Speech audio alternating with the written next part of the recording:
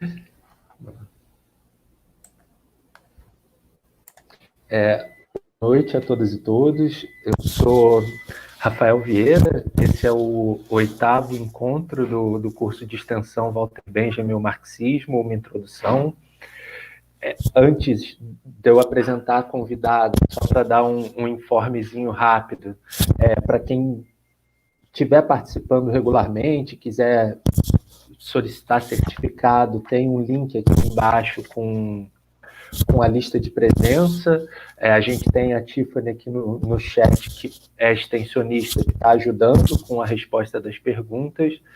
E, enfim, para introduzir o encontro de hoje, eu estou bastante feliz em receber aqui a Kênia Miranda. A Kênia, ela é professora de Economia Política e Educação na Faculdade de Educação da Universidade Federal Fluminense, integra também um dos grupos que apoiam o curso, que é o NIEP Marx, o Núcleo Interdisciplinar de Estudos e Pesquisas sobre Marx e o Marxismo, e o grupo teatral Alguns de Nós, além de ser coordenadora do projeto de pesquisa sobre o teatro épico em perspectiva pedagógica, um estudo sobre as peças de aprendizagem de Brecht em sala de aula. Ela está hoje aqui com a gente para falar sobre a relação entre Benjamin e Brecht. A gente veio abordando um conjunto de temas ao longo do curso que, em certa medida, abordaram mais os escritos do Benjamin sobre história, sobre a política, em alguma medida sobre o direito também, mas agora nesse trecho sobre estética, a gente vai ter o apoio aqui tanto da Kênia quanto do Miguel Vedo, daqui a 2 semanas, e eu queria dizer que estou muito feliz aqui em receber a Kênia e agradeço bastante ela por topar participar do curso, por aceitar o convite e por, enfim, se dispor a compartilhar aquilo que ela pesquisa, enfim, as considerações que ela vai fazer hoje. Obrigada, Rafael. Boa noite a todas e a todos que estão com a gente aqui ao vivo, aos que acessarão depois, né, essa atividade. É um prazer, uma honra participar de um curso dessa qualidade, né, na universidade, um curso de extensão na FRJ que visa ir além da comunidade universitária, né, dialogar com a sociedade, que é um dos objetivos dos cursos de extensão, e com essa qualidade toda aí do curso organizado, conduzido pelo Rafael, né? Titubeei, né, na hora do convite, não sabia se estava à altura do convite, mas espero trazer alguns elementos aqui para vocês, para nós, né, pensarmos. Eu acho que nesse contexto que a gente está vivendo não dá para começar nenhuma atividade, né, sem dizer que esse formato remoto não é a nossa opção, né, não fazemos por decisão pedagógica ou fazemos por uma necessidade, né, que nos foi imposta por esse contexto da pandemia, uma pandemia que vitimou, segundo os dados oficiais, né, que são diariamente aí coletados pela imprensa, porque o Ministério da Saúde não os divulga, em torno de 600 mil vidas, né? Vitimou 600 mil pessoas no Brasil, em 1 ano e meio de pandemia. Então, isso não é um fenômeno da natureza. Aliás, mesmo os fenômenos da natureza são, em certa escala, né, provocados e conduzidos pelas ações humanas e os rumos que a gente acaba dando, né, a forma de organizar o mundo. Então, acho que essa tragédia sanitária no Brasil, ela sempre precisa ser falada, ainda mais nos vídeos que ficaram gravados, né, porque, desgraçadamente, no Brasil, ela veio associada ao crescimento de uma política de morte, né, de avanço do neofascismo, como resposta a uma crise econômica e social que nós já vivíamos, e que agora se acentua, né, com a crise de saúde, a crise sanitária. Bom, o avanço do neofascismo é uma tarefa dos nossos tempos, né, para combater, e o significado do fascismo histórico foi bastante conhecida, né, por nós, e foi vivida, né, pelo Walter Benjamin e pelo Brecht. O contexto do fascismo atravessou, né, seus corpos, sua vida, o seu trabalho. Então, eu que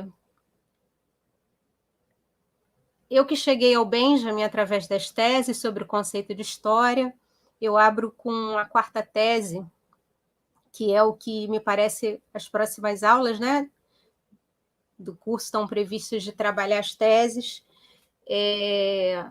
nos traz, né? Benjamin fala do perigo, né, dos momentos de perigo. O perigo é o único e é o mesmo, deixar-se transformar em instrumento da classe dominante. Em seguida, cortando aqui uma parte, ele vai dizer: o dom de atear ao passado a centelha da esperança pertence somente àquele historiador que está perpassado pela convicção de que também os mortos não estarão seguros diante do inimigo, se ele for vitorioso. E esse inimigo não tem cessado de vencer. A gente precisa interromper essa vitória sobre nós, né? Sobre nós, classe trabalhadora, sobre nós, os produtores da vida. E a atual crise que a classe trabalhadora vive no Brasil e no mundo revela mais um desses momentos de perigo. Então, falar aqui de dois homens, né, que não se deixaram transformar em instrumento da classe dominante, ao contrário, o combateram, tiveram projeto de ação e um trabalho engajado nessa perspectiva é bastante satisfatório para mim, né? De homens que fizeram do seu trabalho a centelha, né? Do seu trabalho incendiário. Então, acho que eu queria começar, eu vou fazer essa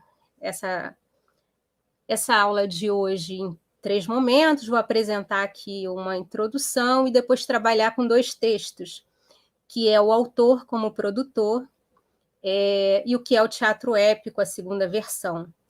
Ambos estão no livro que reúne os textos de Walter Benjamin sobre Brecht, publicado aqui no Brasil pela Boitempo. Não sei como é que fica aqui para mostrar para vocês. Fica bom, acho que tem um pouco de luz, né? E que vocês receberam. Então, a minha ideia é trabalhar um pouco com elementos centrais desses 2 textos, obviamente sem nenhuma pretensão de esgotar o debate, mas de levantar pontos, né, para a nossa reflexão, para a nossa discussão. O encontro entre Benjamin e Brecht, eu não sou uma estudiosa de Benjamin, só estudo um pouco, né, o Brecht, faço um tipo de teatro que vou tentar também contar um pouco para vocês como é que é esse trabalho. Então, eu vou destacar alguns elementos aqui dessa relação entre os dois, mas também sem a pretensão de destacar os principais pontos. Eu vou destacar aqui aqueles que são fundamentais para o argumento que eu quero desenvolver. Os biógrafos dizem, né, que o encontro entre Benjamin e Brecht foi um primeiro encontro foi um encontro sem muito entusiasmo em 1924. Né? Sugiro também uma leitura muito boa de se fazer, que vocês já devem conhecer, mas eu mostro aqui também, vamos ver se eu consigo mostrar melhor. Benjamin Brecht, A História de uma Amizade, que foi publicada pela editora universitária da USP, a EDUSP, que é um material muito interessante também para vocês acessarem. Mas eu estava dizendo, né, que esse encontro ele geralmente é relatado, o encontro de 1924, mediado pela Aja Lasses, como um encontro assim sem muito entusiasmo, né? Mas que talvez não tenha tido exatamente esse significado por sabermos o que vem depois, né? E Aja Lasses e Brecht, eles estavam envolvidos num trabalho seminal que adiante seria desenvolvido no trabalho do Brecht e que o Benjamin ia examinar, que tem a ver com as peças didáticas. Né? Os dois estavam no início do trabalho com a experiência do teatro de agitação e propaganda, chamado Agitprop. A experiência, né, russa e a experiência alemã vinha sendo trazida como um elemento detonador desse novo teatro, desse novo trabalho que se estava pensando e querendo organizar no campo da cultura.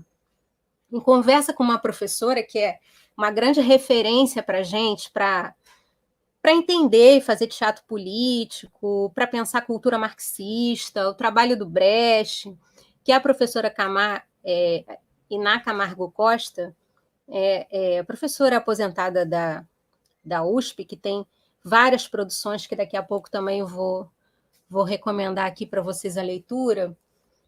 Ela destaca a relevância dessa influência, né, do Agitprop no trabalho posterior do Brecht, e que também vai se desdobrar, me parece, em algumas formas de trabalho do Benjamin e na análise que Benjamin faz sobre o teatro de Brecht. A gente precisa entender que quando o Brecht está pensando o teatro épico, revolucionando o teatro, ele está fazendo isso a partir de uma história de teatro político ou história de teatro dos trabalhadores na Alemanha que vem desde meados do século XIX, né? Socialistas, anarquistas, produzindo cultura, produzindo teatro, produzindo peças para eles mesmos, né? Para a formação dos seus militantes e para o seu próprio lazer. Então, esse teatro alemão dos trabalhadores não era um teatro para abastecer o mercado, era um teatro feito dentro do movimento para os trabalhadores, dos trabalhadores com os trabalhadores. Né? Então, quando o Brecht inicia esse trabalho, em 1918, em 1919, é uma tradição já de várias décadas, né, de teatro dos trabalhadores para os trabalhadores na Alemanha. Quando acontece a Revolução Russa, não se sabe quantos grupos, a quantidade de grupos de agitprop que havia na Rússia, né, em 17. Essa é uma experiência organizada e patrocinada pelo Estado soviético que é trazida para a Alemanha. Né? Ajas Lasses vem da Letônia, é discípulo de Meyerhold, vinculada aos programas educacionais de modo geral, trabalhou com Krupskaya, do Comitê de Cultura e Educação, que enfrentava centralmente a questão do analfabetismo na Rússia, né? E ela trabalhou com crianças, com teatro de crianças na Ucrânia. E ela vai para a Alemanha nesse intercâmbio e trabalha com Brecht. Então, estou trazendo esse ponto da história, né, desse encontro em comum entre os três, e deixando outras tantas de lado, mas falando para vocês se dedicarem aqui à leitura da história dos dois, né, que não é uma questão meramente das relações individuais, mas as relações de trabalho, as parcerias, os projetos em comum e tantas outras elementos, né, em torno dessa relação entre esses dois grandes intelectuais e militantes, que eu acho que vale bastante a pena a leitura. Então, é a partir dessa experiência de organização de grupos infantis de agitprop que o Walter Benjamin vai escrever um texto que se chama Programa para um Teatro Infantil Proletário. Então, veja, se por um lado o agitprop é a semente do teatro posterior, das peças de experimentação, das peças didáticas do Brecht e do teatro épico do Brecht, para o Walter Benjamin também essa experiência vai trazer esse fruto, né? Que é o Programa para um Teatro Infantil Proletário. E depois também o Benjamin vai dedicar uma programação no rádio, né, para as crianças entre 1927 e o início dos anos de 1930. Né? Eu acho que é importante a gente destacar esse papel que a formação das crianças tem para esses intelectuais que estão pensando a revolução, que estão pensando a transformação social, e que as crianças não estão à parte desse movimento. As crianças, a infância está sendo pensada aqui também do ponto de vista da sua formação, de uma qualidade dessa formação a partir de experiências culturais. Né?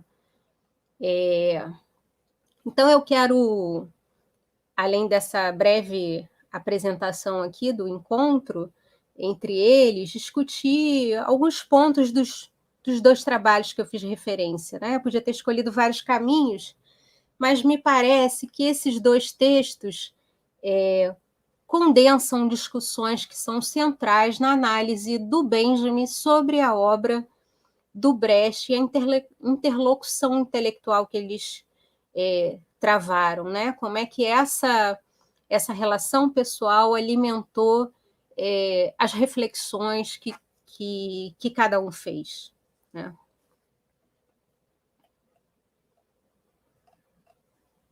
Então, como eu já disse, né, o primeiro texto é o autor como produtor, e o segundo texto e terceiro momento aqui da nossa atividade é o que é o teatro épico, uma segunda versão, para a gente conversar um pouco sobre o conteúdo dessa análise tão brilhante e tão importante que o Benjamin faz sobre o teatro do Brecht. Eu queria... deixa eu falar um pouquinho aqui sobre o que o Benjamin leu, né? O que ele viu, o que estava escrito do Brecht, e que ele vai citando não só nesses dois textos que eu fiz referência, mas em outros textos que vocês podem encontrar aqui, até a escrita do autor como produtor. Que tipo de trabalho que o Brecht estava fazendo nesse período. Me parece, né, que as últimas... o contexto de ascensão do Hitler na Alemanha foi tema se não estou enganada, depois Rafael pode me corrigir, do último encontro aqui do curso, né? Se vocês trataram mais especificamente desse contexto da ascensão do nazismo. E aí eu queria dizer, né, o que o Brecht estava trabalhando até lá. As peças didáticas que aparecem aí no autor como produtor e aparecem em outros momentos, em outros textos também do Benjamin, elas são escritas no final dos anos da década de 1920 até 1933, né, que é o ano de exílio do Brecht, do Benjamin. Então, é na Alemanha que o Brecht realiza esse trabalho, ele conclui no exílio, ele escreve outras peças didáticas depois do exílio, mas as condições são muito inapropriadas para o propósito desse trabalho, como vocês vão ver a seguir. E a partir do exílio, o Brecht muda o estilo da dramaturgia, entra numa fase que alguns chamariam de mais clássica, mas sem abandonar o projeto, né, o seu projeto do teatro épico, mas sem as condições anteriores que basicamente tinham relação com a organização da classe trabalhadora, sua juventude, os estudantes e os trabalhadores organizados ou nem tão organizados assim. Então, a maior parte das peças está concentrada aqui nesse período até quando o Benjamin escreve o autor como produtor.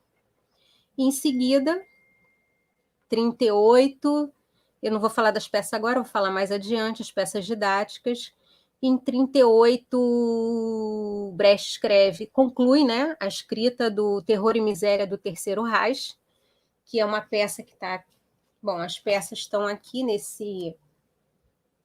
nessa obra completa do Brecht, da Paz e Terra, no volume 5. E eu também recomendo bastante que vocês leiam é uma peça em 24 atos, 24 cenas, e que conta o cotidiano, a rotina alemão sob o nazismo, né? Das suas mais variadas perspectivas e histórias, né? Da vida da classe trabalhadora, que depois o Benjamin vai escrever o país em que o proletariado não pode ser pronunciado. Bom, então vamos ao autor como produtor. Ele, como eu disse, esse texto aparece aqui para a gente, né, nessa coletânea, Ensaio sobre Brecht, Walter Benjamin, publicado pela Boitempo. Esse é um trabalho primoroso do Benjamin. Ele foi escrito em 1934, como eu já disse, já no exílio de Benjamin. É uma conferência para escritores na luta contra o fascismo, então ele fala para um público específico, né? Um público interessado nessa organização da classe trabalhadora e no enfrentamento ao nazismo, nas condições que colocam Benjamin fora, desterrado da Alemanha, né? É um chamado à organização, um chamado à ação, um chamado à luta e uma outra relação dos intelectuais ou dos artistas, dos escritores, né, com as lutas sociais. Então, esse é o ponto principal do texto. A oposição ao fascismo, a forma de fazê-la e como pensar o lugar dos que produzem e dos que não produzem cultura. Uniram esses dois, né? Brecht e Benjamin.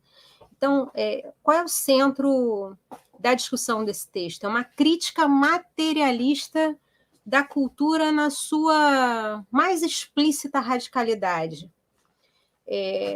Coloca questões centrais à emancipação da classe trabalhadora como um todo, porque ela está discutindo a questão da apropriação dos meios de produção, mas dos trabalhadores da cultura em particular, dos intelectuais ou trabalhadores intelectuais, que muitas vezes não se reconhecem assim, ou dos artistas, né, escritores, gente de teatro, da música, das artes, nós, professores, né, que somos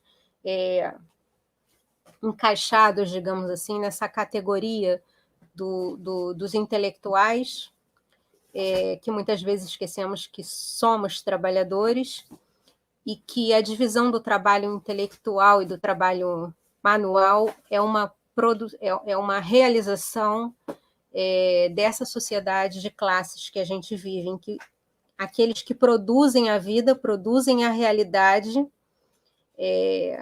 não controlam essa produção, né? São alienados de grande parte dessa produção. Então, Benjamin critica a ideia da liberdade, né, do artista, de uma suposta autonomia, que não é coisa que ficou lá no tempo do Brecht e do Benjamin, né? Nós ainda vivemos essa ideologia nos dias de hoje, né? Que é uma ideologia, né, de uma autonomia, de uma suposta liberdade do trabalho artístico, do trabalho cultural, do trabalho intelectual, que não se percebe atravessado pela determinação do mercado, pela determinação da sociedade de produção de mercadorias, que é a sociedade capitalista. Então, eu vou destacar alguns pontos aqui desse texto para a gente ir trabalhando com essas ideias, e depois no debate a gente pode aprofundar alguma delas.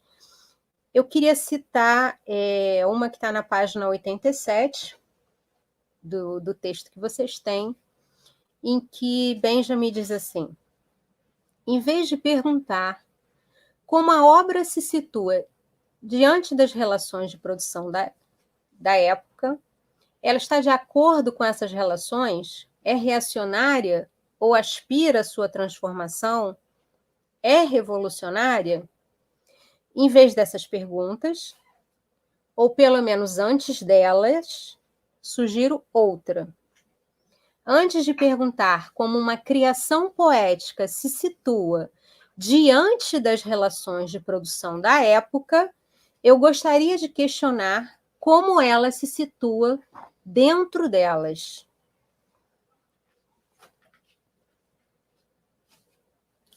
Então, vejam, eu vou fazer uma pequena digressão aqui. Marx analisou historicamente a perda do controle sobre o processo de trabalho na transição do sistema feudal ao capitalista. E ele foi pensando, né, essa relação do trabalhador e do seu trabalho nesses diferentes contextos históricos. Os dois estágios que, segundo Marx, né, passamos, que são anteriores à industrialização, são o artesanato e a manufatura.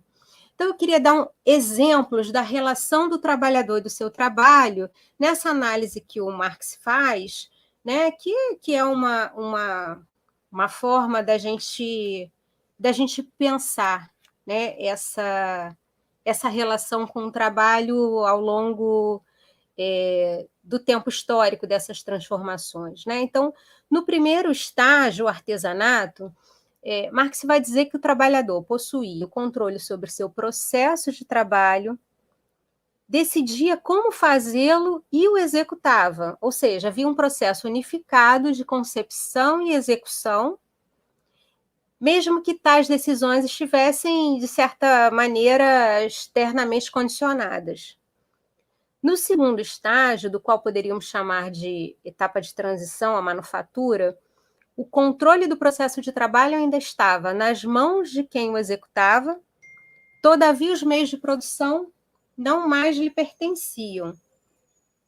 Enfim, aquele artesão não decidia mais quanto e o que produzir, mas lhe restava o domínio sobre a maneira de produzir, ainda que o instrumento peculiar, o capital, não lhe pertencesse.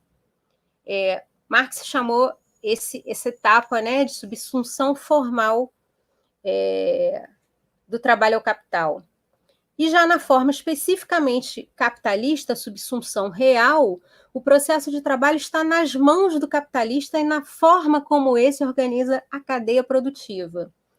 Ao produtor, trabalhador assalariado, não depende, citando Marx aqui agora, não depende de seu arbítrio fornecer trabalho desta ou daquela qualidade. Toda a empresa corporativa está organizada para que se forneça uma qualidade determinada. Marx afirma ainda, fecha aspas, Marx afirma ainda que é uma modificação fundamental na relação de hegemonia e subordinação nesse momento.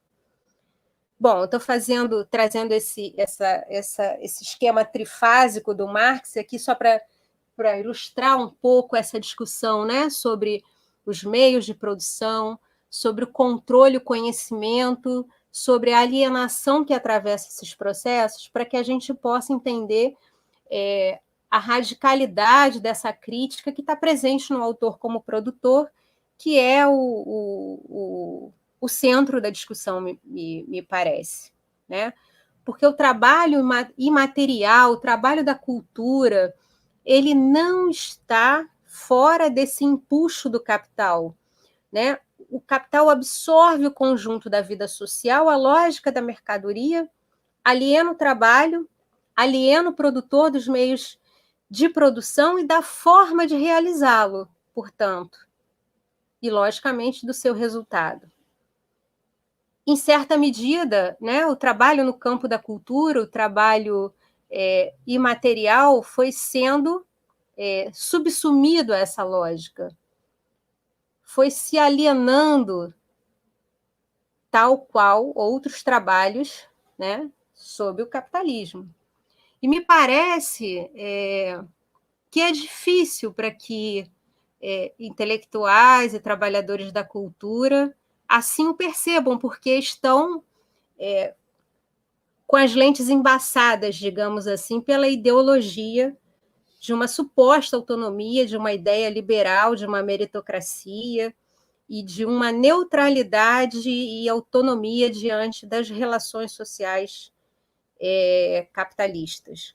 Então, quando o autor, como produtor, traz esse texto, traz essa discussão, essa é uma discussão fundamental para a organização da classe trabalhadora, como eu disse, toda a classe trabalhadora, né? A questão dos meios de produção do seu trabalho, porque é ela que vai determinar a possibilidade de emancipação desse trabalho, a possibilidade, de fato, de alguma liberdade nesse trabalho, né? E da própria forma desse trabalho e do resultado desse trabalho. Então, essa é uma discussão fundamental que o Benjamin vai fazer usando o exemplo do trabalho em teatro que o Brecht realiza. Então, adiante, a gente volta ao trabalho do teatro épico, né? O trabalho do Brecht, que é citado como exemplo, né, dessa possibilidade de apropriação dos trabalhadores, dos produtores, da forma de fazer o teatro, da forma de fazer cultura, da forma de se relacionar com esse trabalho sem ser um trabalho dividido, alienado, partido e especializado, né? Mas é um trabalho que pressupõe, já na sua relação com os meios de produção, não abastecer o mercado, mas dentro dessas relações sociais de produção, o transformar e transformar aqueles que o transformam. Bom, a seguir, eu vou destacar mais um trecho, tem que ficar de olho aqui na hora.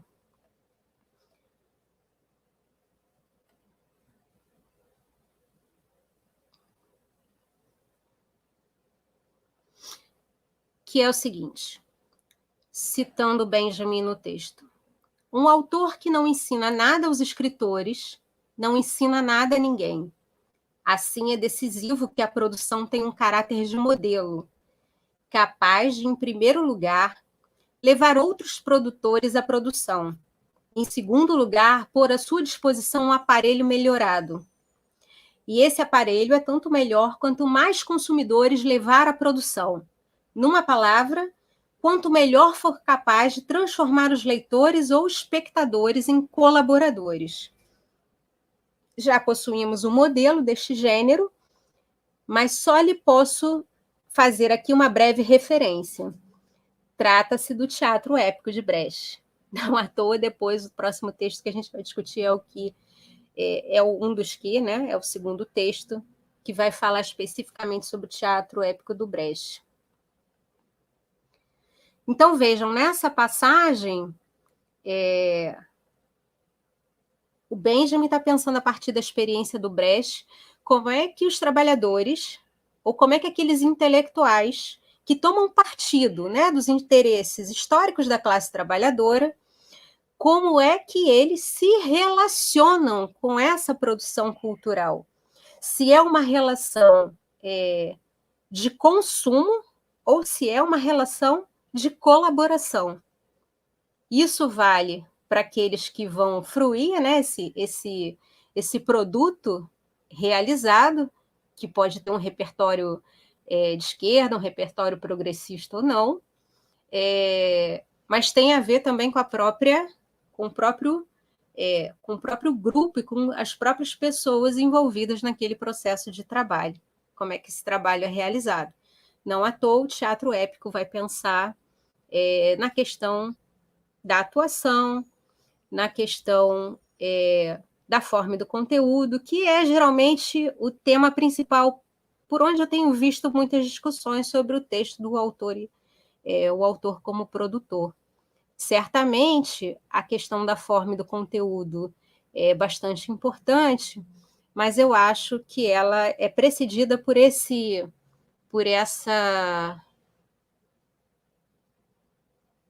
convocação à ação da necessidade de tomar os meios de produção para a produção de qualquer trabalho para uma vida emancipada.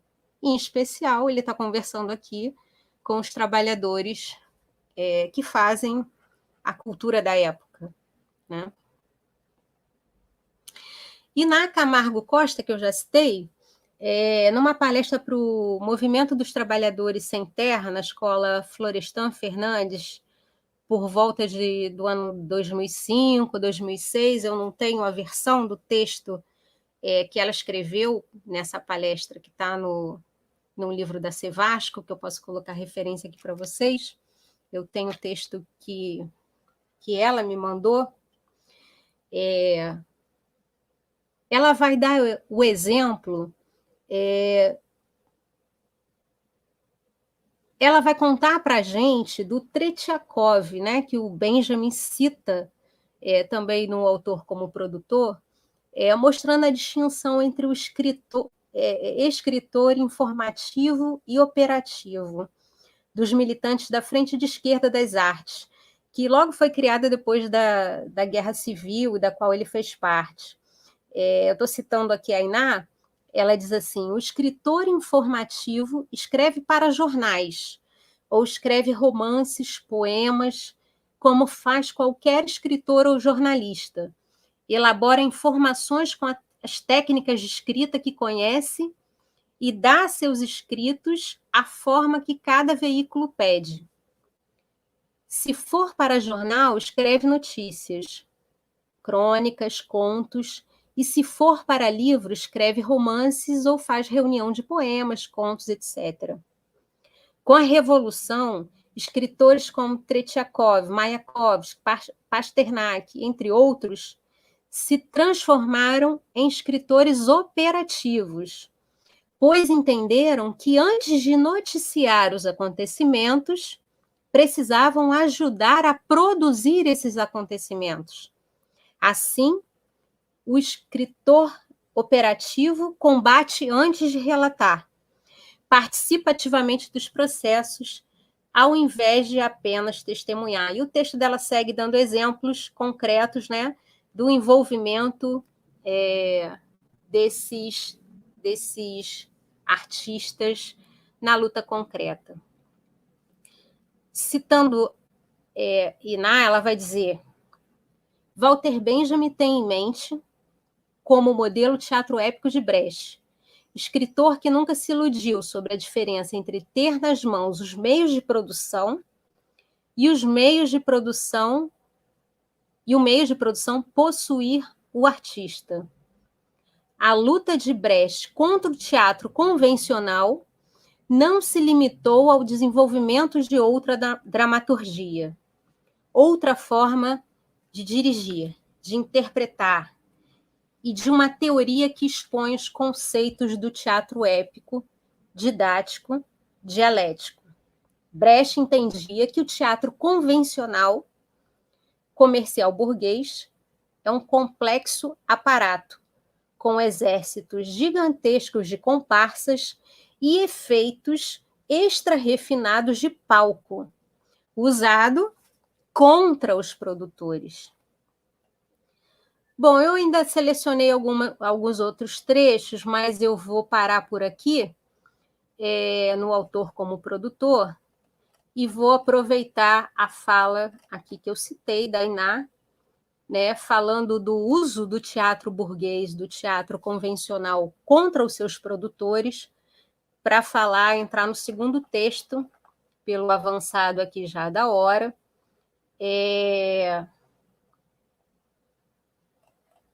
que é o teatro épico, para a gente conversar um pouco sobre qual é o conteúdo, né, do que se trata, né, essa revolução no teatro, no campo da cultura, que é protagonizada, mas não é inaugurada pelo Brecht, né, mas Brecht tem um papel de destaque, uma produção importante nesse trabalho, e que é objeto da análise e em certa medida, a admiração do Benjamin sobre esse trabalho, né? Benjamin olha para esse trabalho e acha que materialmente ali estão sendo construídas as condições para o que ele acredita do ponto de vista da teoria da necessidade de avanço, né, dentro de uma proposta revolucionária de arte e de cultura.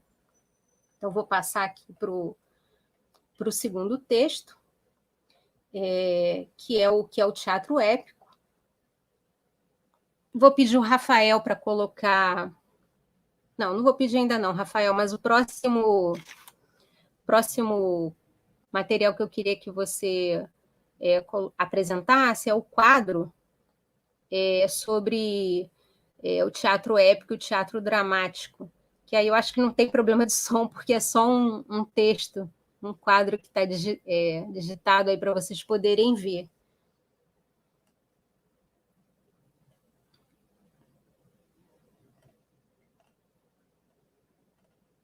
Uma rápida fala sobre o que o Brecht está fazendo, né? Acho que é importante dizer que a partir da década de 20, essa é uma década muito conturbada para o Brecht. O Homem é um Homem, que é encenado em 26, é considerada a peça de viragem da trajetória do Brecht. É nesse contexto de crise da Alemanha que ele se dedica ao estudo do Capital de Marx. Em 28, Hitler publica Minha Luta, né? Esse é o contexto. A República de Weimar, erguida sobre o sangue derramado da Revolução Espartaquista, derrotada, está em frangalhos. Nesse ano, é encenada a Ópera dos Três Vinténs, cuja canção, em parceria com Kurt Weill, são canções conhecidas até hoje. Né? Brecht utiliza a estrutura da ópera como um ardil para o seu público, que era o público burguês. Brecht queria, com isso, com essa experiência, perturbar o teatro comercial, o teatro convencional. O grande sucesso da Ópera dos Três Vinténs abriu a possibilidade de novas encenações musicais, cuja peça mais radical política e esteticamente foi Ascensão e Queda da Cidade de Marragone, escrita em 29, encenada no ano seguinte. Se a primeira obra foi bem recebida pelo público burguês, Marragone foi repudiada pela audiência, né? Então, Brecht havia tensionado ao máximo essa forma ópera para que coubesse um novo conteúdo social e não deu muito certo, né?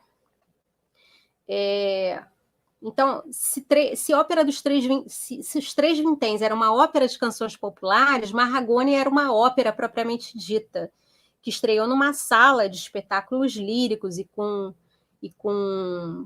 cenas assim muito estranhas, digamos, né? Como um personagem que come até morrer.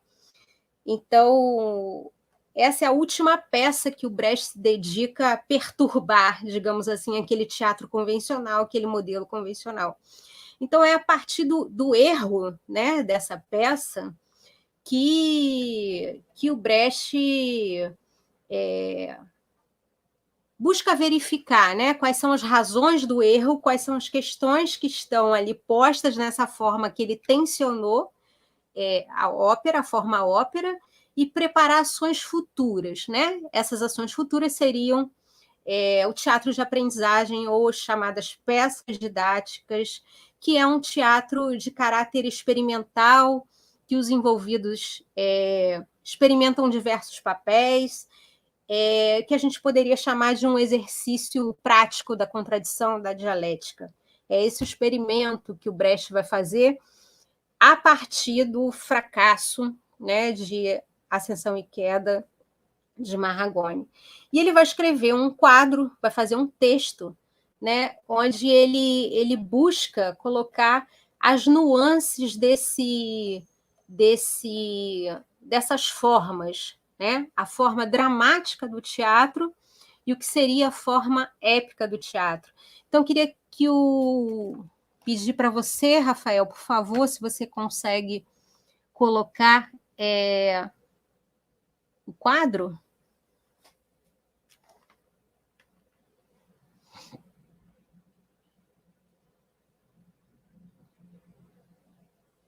E aumentar um pouquinho, eu acho que está pequeno.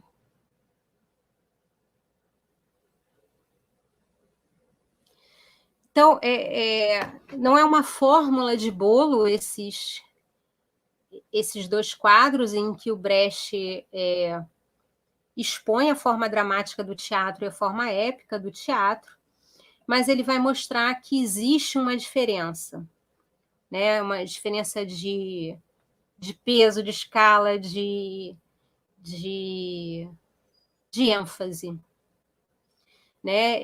Esse debate, ele não, nem no Brecht, nem pelo teatro épico, ele pode debate sobre o gênero, ele não pode ser tomado historicamente, né, de uma forma abstrata, pela normatividade, né, estudarmos esses quadros como uma norma, mas compreendendo dialeticamente essa questão do gênero, colocar esse debate numa perspectiva histórica e mostrar como que o drama burguês foi construído e a que se propõe do ponto de vista da relação forma e conteúdo, a forma épica do teatro. Então, ele vai dizer, olha, a forma dramática, o drama burguês é baseado na ação, faz o espectador participar dessa ação, lhe consome enquanto participa dessa ação, ou seja, gera uma profunda identificação do espectador com essa ação, desperta os sentimentos.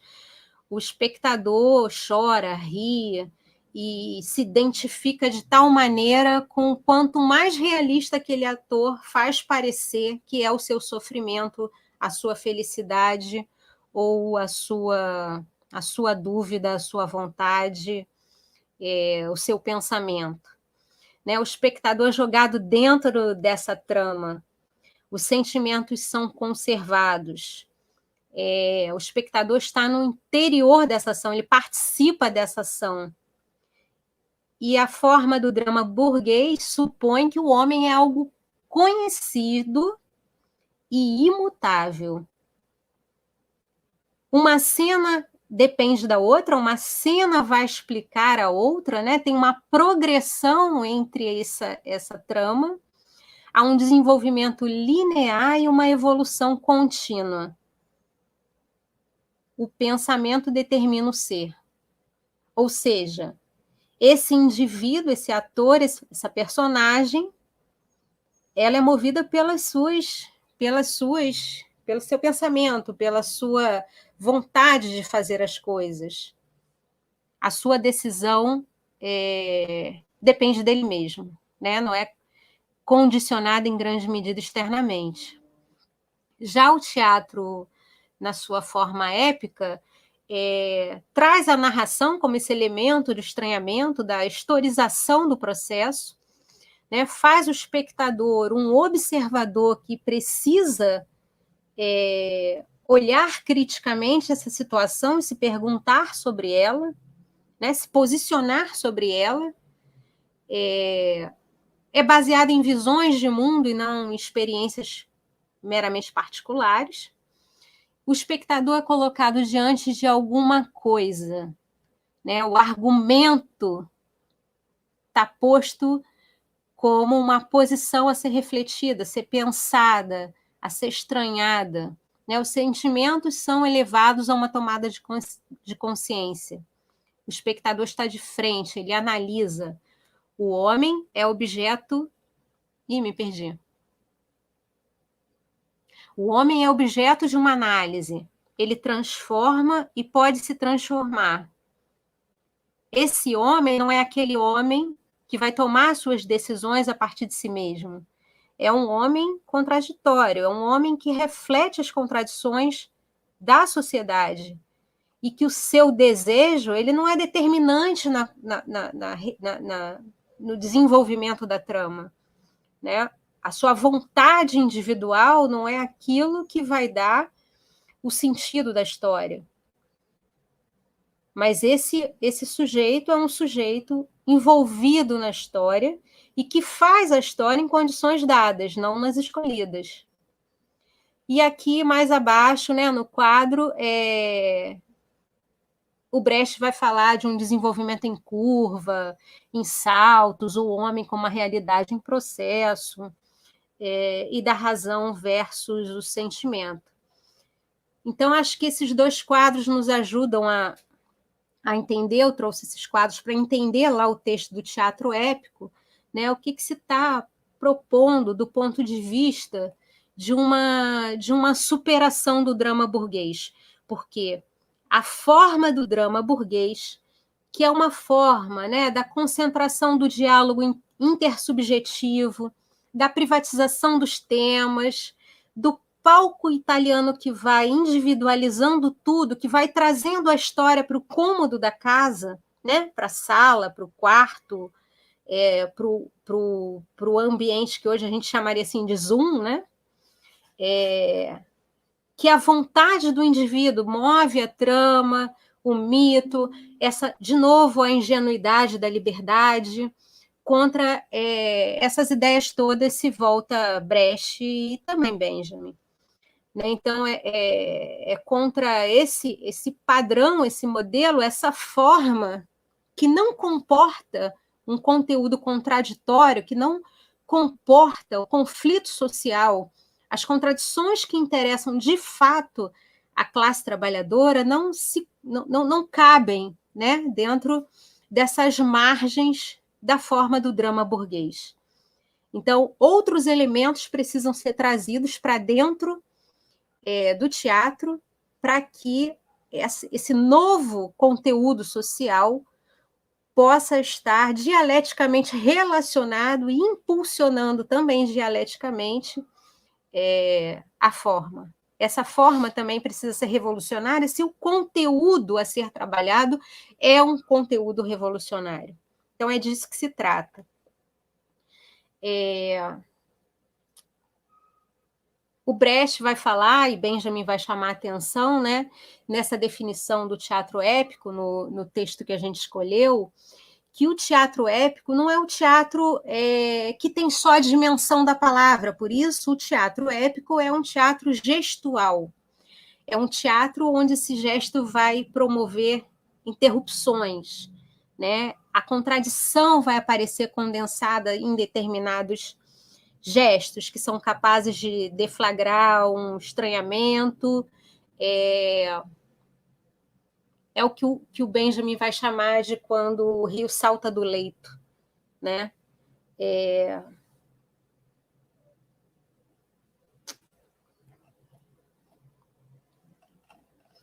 Eu acho que esses elementos são elementos aqui importantes para a gente pensar o teatro épico.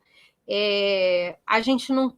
Eu preparei mais bastante coisa aqui para a gente poder falar, mas eu vou caminhando aqui para encerrar com os materiais que eu trouxe para vocês, que eu não sei se a gente consegue transmitir com som. O que você acha, Rafael?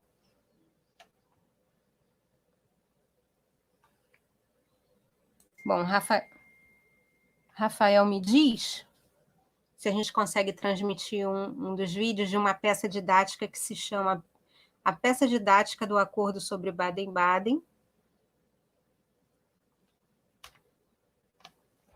Você acha que é possível, Rafael? Se não for, não tem problema, eu falo só sobre a peça.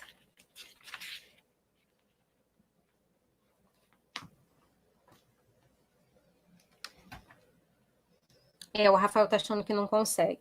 Mas eu selecionei um trechinho de uma montagem que nós fizemos no coletivo. O Rafael está com problemas técnicos lá no computador dele, e eu não sei se eu consigo transmitir aqui. Não sei, depois a gente tenta, talvez no debate, no Zoom, eu tento colocar.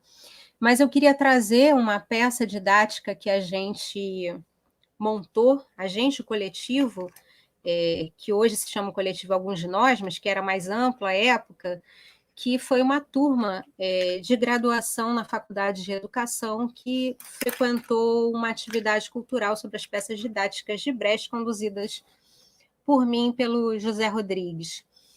A gente trouxe essa peça do Baden-Baden para a turma, tentando recuperar, né, essa provocação do Brecht de fazer um trabalho com os estudantes, com os trabalhadores, numa perspectiva diferente, né, de consumidores da cultura, mas de produtores dessa cultura. E eu acho que essa experiência tem muito a ver, né, com os dois textos e com uma tentativa de de fato realizar esse trabalho, mostrar que nós podemos nos apropriar e nos envolver com os meios de fazer teatro político e de discutir uma nova forma, né, de produzir a cultura e de nos relacionarmos com esse teatro político. Então, em 2017, a gente montou a peça didática de Baden-Baden sobre o acordo, que é uma peça que está citada aí, né, na análise do Benjamin, e que é uma peça que se relaciona com a anterior, que é o Voo sobre o Oceano. E nessa montagem a gente colocou uma turma de estudantes, né, que não são de artes cênicas e são da formação de professores, do curso de História, Serviço Social, estudantes do cinema também, para pensar, montar, organizar, adaptar essa peça. Escrevemos as canções dessa peça, coordenada pelo trabalho de Alexandre Velden, que acompanhou a gente durante todo esse trabalho, depois virou parceiro nosso nos trabalhos seguintes, tanto na UF quanto no coletivo de teatro. E eu queria mostrar para vocês nessa passagem, que é uma passagem do Baden-Baden, que o coro coloca em questão o avanço das forças produtivas e o mesmo avanço, né, o avanço também da miséria da população. Então, o narrador conta as maravilhas do desenvolvimento tecnológico, os grandes feitos humanos, né, como o próprio Baden-Baden conta a história, né, de um grande feito humano, que é o atravessamento do oceano pelo Lindbergh, e é questionado, né, como é que as condições de vida da classe trabalhadora só pioram, né? Esse aviador e os seus mecânicos caem numa ilha, num lugar miserável, e as pessoas... e eles agora precisam da ajuda desses miseráveis, eles precisam de travesseiros, de pão e de água, e há um inquérito, né, na peça, se esses homens merecem ser ajudados. E Brecht coloca em questão esse progresso capitalista, né, esse desenvolvimento das forças produtivas capitalistas que geram grandes obras, grandes feitos, mas que não conseguem resolver, apontar saída para as questões mais fundamentais, elementares da vida humana sobre a Terra. Essa peça, eu acho que também tem tudo a ver com a discussão do autor como produtor e do trabalho do Benjamin, que é um crítico singular e interessantíssimo sobre a questão do progresso, do progresso capitalista. Acho que muitos marxistas demoraram e ainda demoram a entender a necessidade hoje, né, principalmente em tempos de crise ambiental profunda, né, de ameaça da própria vida na Terra. Qual é o sentido desse debate que está posto por esses dois autores, Brecht na sua peça, Benjamin nesses textos, né? Então, eu acho que eu já estourei bastante o tempo, tinha muitos outros materiais aqui para discutir com vocês, mas a gente está com essa dificuldade também de transmitir, né? Então, acho que a gente agora pode encerrar por aqui e partir para o debate, não é assim, Rafael? Sim, eu agradeço sim. bastante a audiência, o convite, e fico aqui disponível para a gente continuar. Tá ótimo, gente. Eu queria, enfim, agradecer de novo a Kênia por ter estado aqui hoje, né? Enfim, você começou sua fala super bem, falando sobre o que implica, né, essa presença remota e a dificuldade que isso coloca diante da gente para pensar a própria forma pedagógica, né? Eu acho que nada supera a nossa relação presencial, eu acho que hoje também foi um pouco essa dificuldade de lidar com a técnica, né? Foi uma das marcas, queria até te pedir desculpas, eu testei isso durante a tarde, mas, enfim, já está o link disponibilizado, enfim, depois a gente pode conversar sobre isso também na sala do Zoom e fazer a transmissão. Então, enfim, a gente vai sair daqui agora e abrir a sala do Zoom e aguardamos vocês daqui a pouco. Então, acho que é isso, gente. Boa noite e obrigado novamente, Kenny. Obrigada, até já.